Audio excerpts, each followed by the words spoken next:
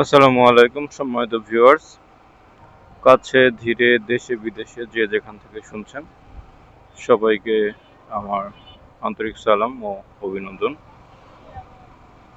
প্রতিদিনের ন্যায় আজকে আরও একটি দিন শুরু হলো। দৈনন্দিন জীবনের এই বিশাল কর্মব্যস্ততার মধ্যে আমরা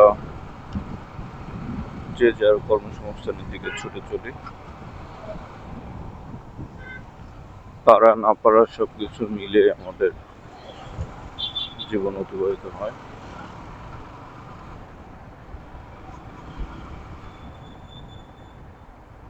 আসলে জীবনের বৈচিত্র্যতা একটা অন্যরকম অভিজ্ঞতা।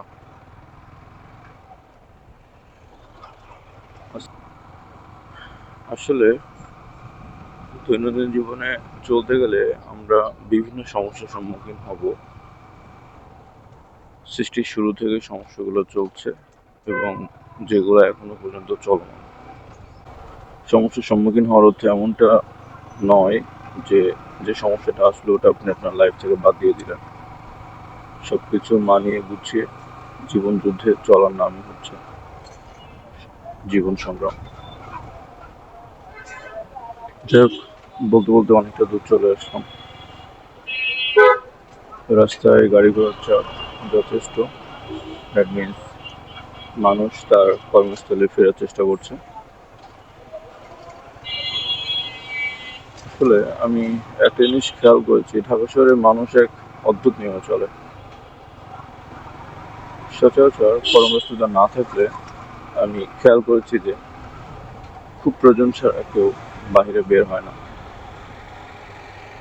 বিশেষ করে ছুটির দিনগুলোতে আপনি খেয়াল করে দেখবেন। কিন্তু অফিস আওয়ারগুলোতে মানুষের কর্মব্যস্ততা এত বেড়ে যায় যেটা রাস্তায় বের হলে মোটামুটি আন্দাজ করা যায়।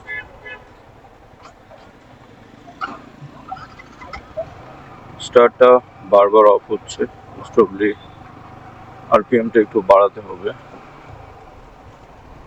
গতকালকেও ৫-৬ বার এই সমস্যার সম্মুখীন হয়েছে, আজকে এটা দিয়ে ২ বার হলাম।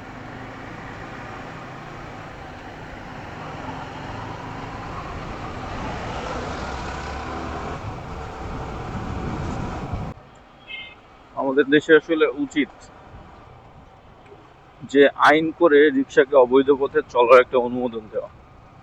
তাহলে আমার মনে হয় পুলিশও কোনো দ্বিধাদ্বন্দ্বিতার মধ্যে থাকবে না। যারা চালক তারাও রাস্তায় চলার সময় এতটুকু সাবধানতা অবলম্বন করবে যে রিক্সা যেগুলো আসছে এগুলো উল্টা পথে চলতে পারে। আসলে আপনি একটা জিনিস খেয়াল করে দেখেন যে এই যে আপনারা যখন বিভিন্ন ব্লগ ভিডিওগুলো দেখেন তখন দেখবেন রাস্তায় কি পরিমাণ রিক্সা থাকে, বা আপনারা যারা ঢাকা শহরে প্রতিনিয়ত চলাচল করেন তারা এটা জেনে থাকবেন কি পরিমাণ রিক্সা ঢাকা শহরে রয়েছে। তো সেই জায়গা থেকে যদি আপনি এগুলোকে আইনের আওতায় আনতে পারেন বা ট্যাক্স ট্যাক্স পরিকাঠামোর আওতায় যদি আপনার এটা আনা সম্ভব হয়, তাহলে একবার চিন্তা করেন সরকারের কি পরিমাণ রাজস্ব আদায় হবে। কিন্তু সঙ্গত অনেকগুলো কারণে আমাদের সরকার প্রধান যারা রয়েছে বা নীতি নির্ধারক যারা রয়েছে তারা এটি করে থাকেন না।